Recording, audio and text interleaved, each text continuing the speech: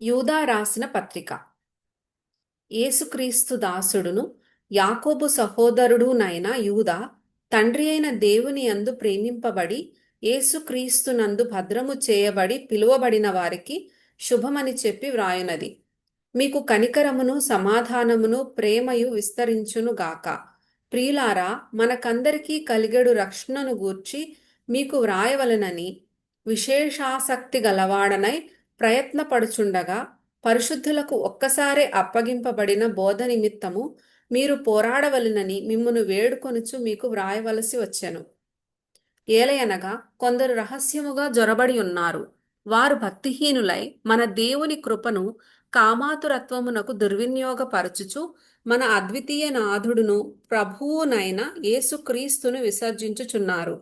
ఈ తీర్పు పొందుటకు వారు పూర్వమందే సూచింపబడిన వారు.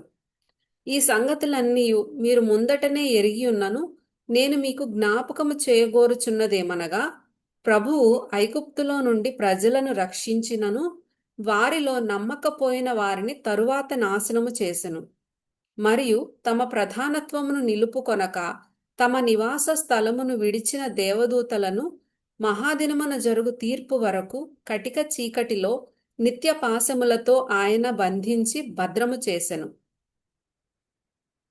ఆ ప్రకారముగానే సొదొమ గొమొర్రాలును వాటి చుట్టుపట్లనున్న పట్టణములను వీరి వలెనే వ్యభిచారము చేయుచు పరశరీరానుసారులైనందున నిత్యాగ్ని దండన అనుభవించుచు దృష్టాంతముగా ఉంచబడెను.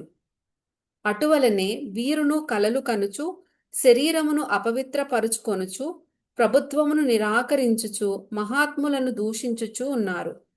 అయితే ప్రధాన దూత అయిన మిఖాయేలు అపవాదితో వాదించుచు మోషే యొక్క శరీరమును గూర్చి తర్కించినప్పుడు దూషించి తీర్పు తీర్చ తెగింపక ప్రభువు నిన్ను గద్దించునుగాక అనెను.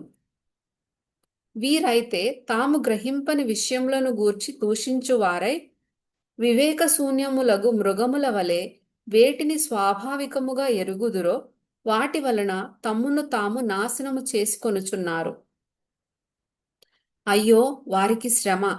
వారు కయీను నడిచిన మార్గమున నడిచిరి. బహుమానము పొందవలనని బిలాము నడిచిన తప్పుత్రోవలో ఆతురముగా పరిగెత్తిరి. కోరహు చేసినట్టు తిరస్కారము చేసి నశించిరి.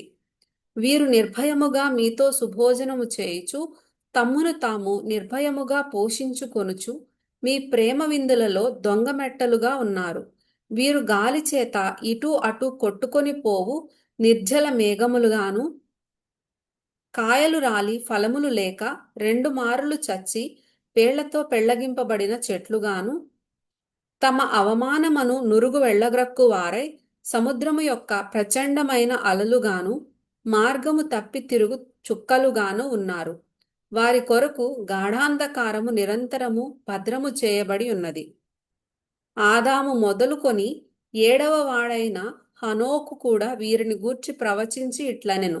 ఇదిగో, అందరికిని తీర్పు తీర్చుటకును వారిలో భక్తిహీనులందరూ భక్తిహీనముగా చేసిన వారి భక్తిహీన క్రియలన్నిటిని గూర్చియు, భక్తిహీనులైన పాపులు తనకు విరోధముగా చెప్పిన కఠినమైన మాటలన్నిటిని గూర్చియు వారిని ఒప్పించుటకును ప్రభువు తన వేవేల పరిశుద్ధుల పరివారముతో వచ్చెను.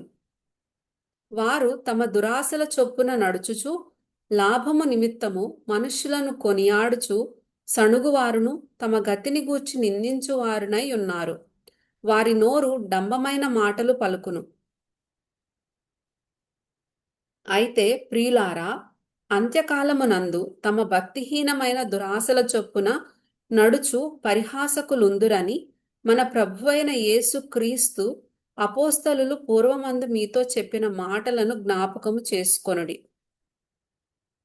అట్టివారు ప్రకృతి సంబంధులను ఆత్మ లేని వారునై ఉండి భేదములు కలుగజేయుచున్నారు. ప్రియులారా, మీరు విశ్వసించు అతి పరిశుద్ధమైన దాని మీద మిమ్మును మీరు కట్టుకొనుచు పరిశుద్ధాత్మలో ప్రార్థన చేయుచు నిత్య జీవార్థమైన మన ప్రభువగు యేసు క్రీస్తు కనికరము కొరకు కనిపెట్టుచు దేవుని ప్రేమలో నిలుచున్నట్లు కాచుకొని ఉండుడి.